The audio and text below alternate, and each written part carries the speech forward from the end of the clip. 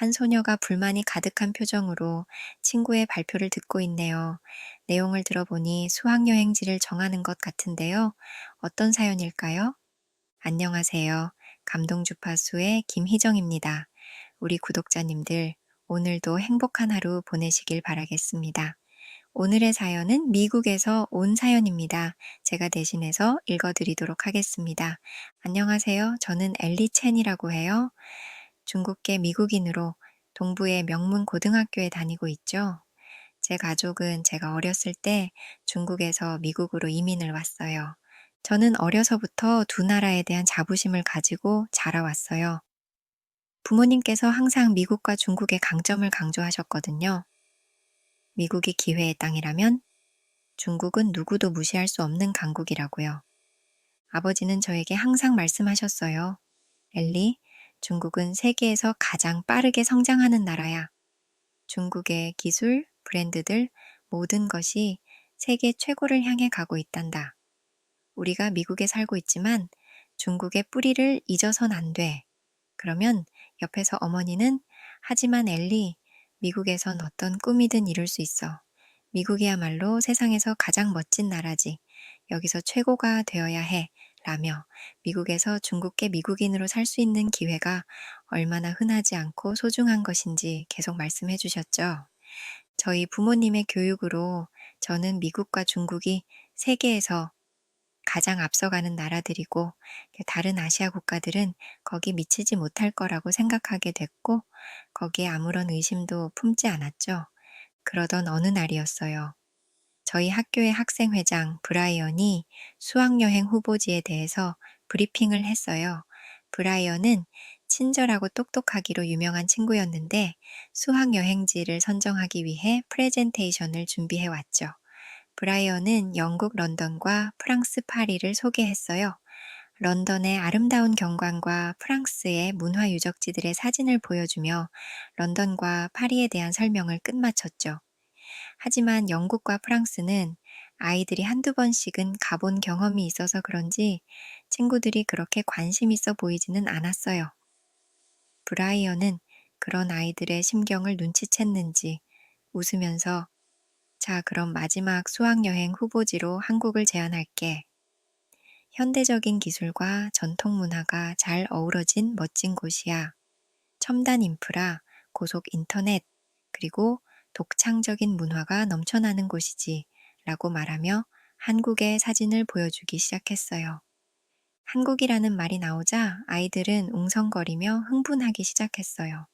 한국, BTS와 블랙핑크의 나라? 와, 우리 학교에서 동북아까지 보내주는 거야? 완전 좋은데? 등등 흥분을 감추지 못했죠. 저는 솔직히 굉장히 의아했습니다. 동북아시아로 갈 거면 중국으로 가는 게 맞지 않나 하는 생각이 들었거든요. 저는 손을 들었어요. 브라이언, 한국이 미국이나 중국만큼 발전한 건 아니잖아. 솔직히 거기까지 갈 만한 이유가 있을까? 제 질문에 브라이언은 웃으며 답변했죠. 작년에 부모님 일 때문에 한국에 갔었는데 너무 좋더라고. 아마 너도 한국을 경험해보면 달라질지도 몰라. 한국은 스마트 공공 서비스부터 혁신적인 교통 시스템까지 본받을 점이 많은 나라야. 한번 가서 직접 보고 느껴봐. 브라이언의 설명에도 저는 내키지 않았어요. 하지만 저를 제외한 다른 친구들은 모두 한국으로 수학여행을 가고 싶다며 성화였죠. 결국 저는 어쩔 수 없이 한국으로 수학여행지를 정하는 걸 지켜볼 수밖에 없었습니다. 이왕 이렇게 된 거 한국에 가서 정말로 그 정도 가치가 있는지 직접 확인해 봐야겠다고 생각했어요. 그리고 그게 제 생각을 완전히 바꾸게 될 거란 걸 미처 몰랐죠. 공항에 도착했을 때 저는 생각보다 큰 인천공항의 규모에 놀랐어요. 하지만 중국의 베이징이나 상하이 공항보다는 작은 것 같았죠. 아이들은 입국 면세장에서 일하고 있는 한국 사람들을 보면서 다들 연예인 같다면서 놀라고 있었어요. 그러던 중에 저는 제가 한국 유심을 챙겨오지 않았다는 사실을 깨달았어요. 제가 우왕좌왕하고 있자 브라이언은 저에게 와서 무슨 문제가 있냐고 물었어요. 저는 유심을 챙겨오지 못했다고 말했죠. 그러자 브라이언은 전화 통화를 할 일이 크게 없으면 딱히 유심을 구매하지 않아도 될 것 같다고 말했어요. 한국은 무료 와이파이 시스템이 너무 잘 돼 있어서 전화 통화를 해야 하는 것만 아니면 크게 문제가 없을 거라면서 말이죠. 저는 그 말이 무슨 말인지 이해가 잘 되지 않았어요. 우리가 호텔에 계속 머물 것도 아닌데 와이파이를 어떻게 계속 쓸 수 있겠어요? 결국 저는 유심을 구매하기로 결심했습니다.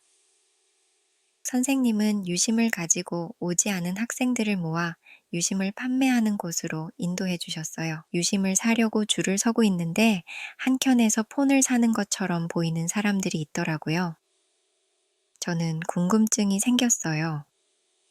제 차례가 됐을 때 한국에는 이런 가판대에서도 휴대폰을 살 수 있냐고 물었더니 직원이 웃으면서 외국인을 위한 한국 휴대폰 임대 서비스라고 자세하게 설명을 해주더라고요.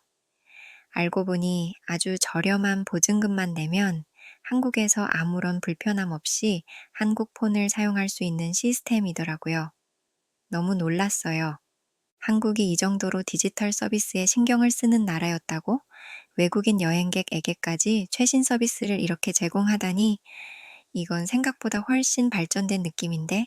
라는 생각이 들었죠. 그리고 제가 한 번쯤 사용해보고 싶었던 삼성 갤럭시 최신 기종도 빌릴 수 있더라고요.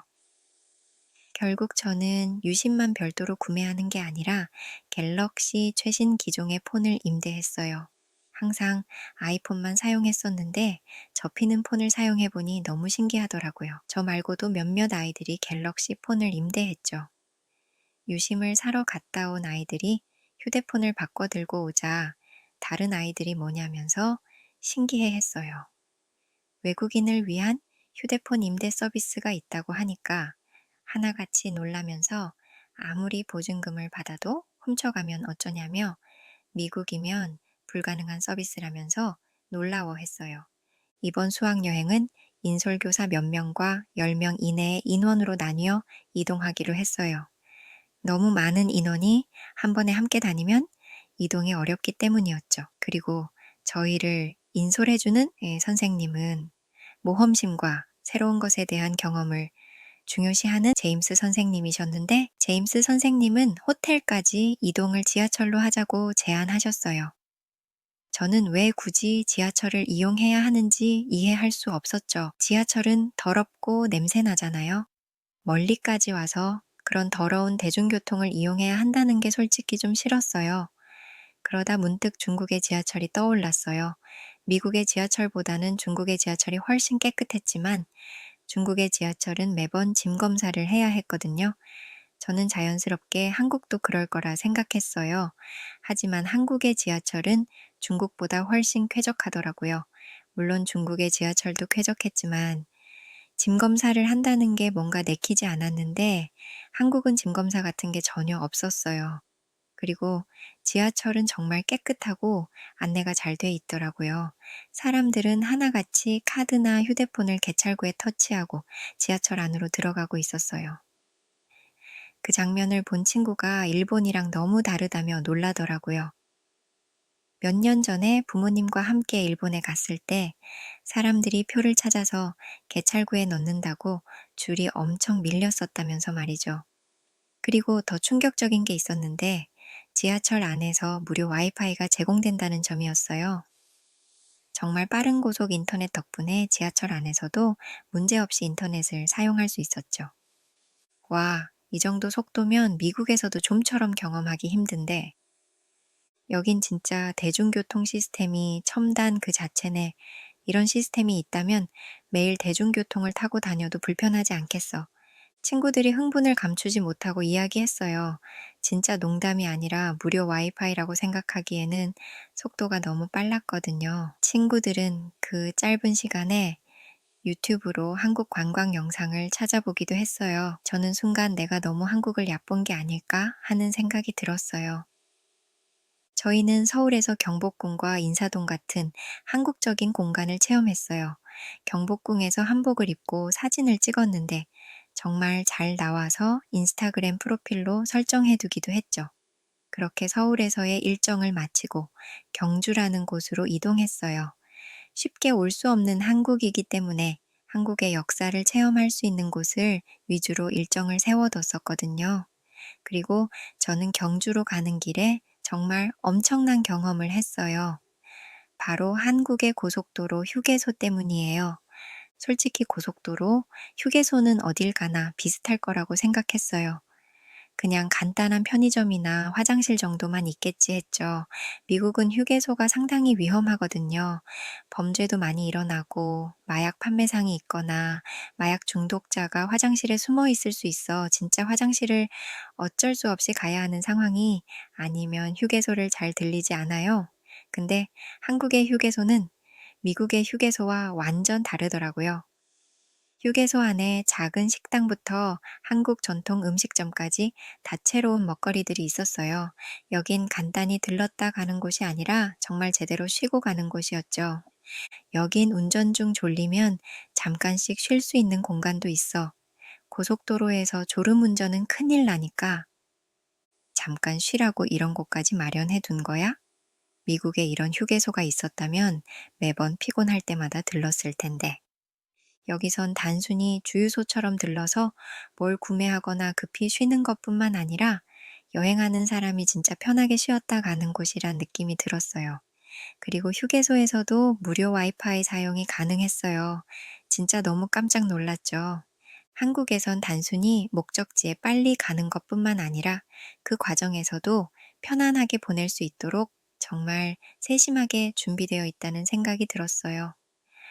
또 하나 놀라웠던 건 휴게소에 근처 명소들을 소개해주는 방송이 나오고 있다는 점이었죠. 휴게소에서 이런 주변 정보도 알려주네? 이건 정말 생각도 못했는데. 이 작은 휴게소가 단순한 휴식 공간을 넘어서서 마치 여행을 더 흥미롭게 만드는 거점처럼 느껴졌어요. 한국의 대중교통 시스템과 편의 시설은 어디 하나 대충 넘기는 곳이 없는 것 같았죠. 화장실도 너무 깨끗해서 만족스럽게 볼일을 보고 버스에 앉았는데 한 친구가 휴게소에서 쇼핑을 잔뜩 한 채로 버스에 올라탔어요. 여기서 여행 기념품도 살 수 있어. 게다가 음식도 정말 다양해. 그냥 고속도로 잠깐 쉬는 공간이라고 보기엔 너무 잘 되어 있어 라며 연신 감탄하더라고요. 이곳은 그저 스쳐 지나가는 장소가 아니었어요. 한국이 정말 생활 속 작은 부분까지 얼마나 세심하게 신경 쓰고 있는지 보여주는 곳이었죠. 한국의 대도시를 벗어나니 조금은 다른 풍경이 펼쳐졌어요. 경주는 한국의 역사를 간직한 도시라고 해서 기대됐어요.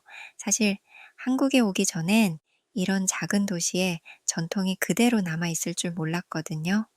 경주에 도착해서는 정말 충격의 연속이었어요. 너무 아름다운 문화 유적들이 많았거든요. 이게 정말 1000년 전부터 여기 서 있었다고요?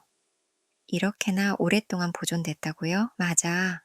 첨성대는 신라시대 때 만들어진 동양에서 가장 오래된 천문대야. 한국에는 오랜 세월을 거친 유적들이 많이 남아있단다. 선생님이 설명해 주셨어요. 단순히 현대적인 면모만 갖춘 나라가 아니라 깊이 있는 전통과 역사가 있다는 게 신선하게 느껴졌어요. 그리고 불국사에 도착했는데 고요한 산속에 자리 잡은 불국사는 마치 시간이 멈춘 듯 평화롭고 신비로웠어요. 미국과 중국에서 보던 건축물과는 완전히 다른 매력이 느껴졌죠. 저는 정말 한국의 매력에 푹 빠졌어요. 제가 쉬지 않고 휴대폰 카메라 셔터를 누르는 모습을 지켜보던 브라이언이 말을 걸었어요. 이렇게 멋진 유적지에서 사진 찍으니 정말 특별하게 느껴져. 엘리, 여기 오길 잘한 것 같지 않아? 응, 오길 잘한 것 같아. 처음엔 한국이 그냥 모습만 있는 줄 알았는데 깊이 있는 역사와 전통이 남아있다는 게 참 놀라워. 이 여행을 통해 한국에 대한 제 생각이 점점 바뀌어가는 게 느껴졌어요. 한국은 단순히 발전한 나라가 아니라 전통과 역사를 그대로 간직하면서도 현대적인 삶을 사는 매력적인 나라라는 걸 깨달았죠. 해질 무렵 경주의 거리를 걸으며 오늘 하루를 되돌아봤어요. 경주는 정말 특별한 곳이었고 한국이 가진 다양한 매력이 점점 더 마음에 와닿았죠. 경주를 경험하고 다시 서울로 돌아왔어요. 저희는 다 같이 경주에서 환상을 경험한 것 같은 몽롱한 표정이었죠. 그러던 중 저는 순간 뒷골이 오싹해지는 걸 느꼈어요. 잠깐, 여권이 없잖아? 여기 없을 리가 없는데 뭐 여권이 없다고? 어디에 뒀는지 기억나? 선생님이 깜짝 놀라서 저를 보며 물으셨죠. 아마 경주행 휴게소에서 잃어버린 것 같아요. 아, 이걸 어쩌지? 여권을 잃어버렸다는 사실에 심장이 쿵 내려앉았어요. 여행 중 여권을 잃어버리면 큰일이잖아요. 선생님은 통역 선생님에게 이 사실을 알렸습니다. 선생님은 바로 휴게소로 전화를 거셨어요. 저는 솔직히 여권을 다시 찾을 수 있다는 생각을 전혀 하지 않았어요. 미국 대사관에 가서 출국 가능하도록 임시 여권이나 서류를 발급받아야겠다는 생각을 하고 있었죠. 선생님도 마찬가지셨는지 미국 대사관 정보를 검색해보고 계셨어요. 하지만 곧 통역 선생님이 밝은 목소리로 여권 찾았다. 퀵서비스로 우리 호텔로 보내주신대 라고 소리치셨어요. 너무 놀랐어요. 다시 여권을 찾을 수 있다는 생각을 전혀 하지 못했거든요. 순간 안도의 한숨이 나왔어요. 정말 다행이었죠. 그리고 이 정도로 쉽게 찾을 수 있었다는 사실에 놀랐어요. 친구들은 제가 여권을 잃어버리고 하루가 지나서 다시 잃어버린 곳에서 여권을 찾았다는 사실에 깜짝 놀랐어요. 엘리, 진짜 다행이다. 여권을 이렇게 빨리 찾을 줄이야. 한국은 정말 놀라운 나라네. 나 유튜브에서 봤어. 한국은 맥북이랑 아이폰을 카페 테이블 위에 두고 밖에 나가서 담배 피고 와도 훔쳐가는 일이 없다고 하던데 그게 진짜인가 보네. 이거 SNS에 올려야겠다. 며 너나 할 것 없이 연신 놀랍다는 반응이었어요. 맞아. 분실물이 이렇게 안전하게 돌아온다는 게 믿기지 않아. 한국은 정말 예상했던 것보다 훨씬 더 신뢰가 가는 곳이야. 이제 한국에 대한 생각이 완전히 바뀌고 있다는 걸 느꼈어요. 그동안 알지 못했던 한국의 세심한 배려와 친절함이 진짜였다는 걸 몸소 경험하게 되었죠. 경주에서의 수학여행을 마치고 돌아온 서울에서 우린 한국의 고급 레스토랑에 가기로 했어요.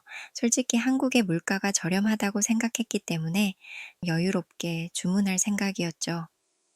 이왕 온 김에 여기서만 먹을 수 있는 전통 요리를 다 주문해보자. 물가도 저렴하니 부담 없을 것 같아. 와, 음식이 진짜 예쁘다. 이렇게 멋지게 나오는 건 처음 봐. 음식은 정말 훌륭했어요. 맛과 향이 깊어서 한국 음식이 정말 특별하다는 걸 느꼈죠. 그런데 계산서를 보고 나서 진짜 놀라운 일이 벌어졌어요. 뭐, 이 금액이 맞아? 한국이 이렇게 물가가 높은 나라였나? 나도 물가가 저렴할 거라고 생각했는데 여긴 진짜 고급 레스토랑이라 그런가 봐. 한국의 물가가 미국이나 중국보다 훨씬 낮을 거라고 생각했는데 제 생각과는 다르게 꽤 높은 수준의 생활을 누리고 있는 걸 보고 조금 놀랐어요. 특히 이렇게 고급스러운 음식을 편하게 즐기는 한국 사람들이 부러웠죠.